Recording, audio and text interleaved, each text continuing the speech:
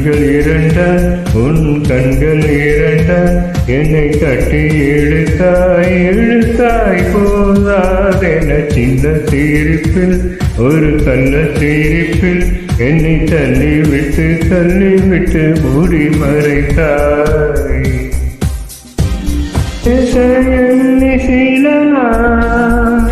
அருகில் வருவே பின்பு பார்வை போதும் என நினைத்தே நகர்ந்தே என்னை வாட்டி கண்கள் எழுதும் இரு கண்கள் எழுதும் ஒரு வண்ண கவிதை காதல் தானா ஒரு வார்த்தை இல்லையே இதில் ஓசை இல்லையே இதை இருளிலும் படித்திட முடிகிறதே.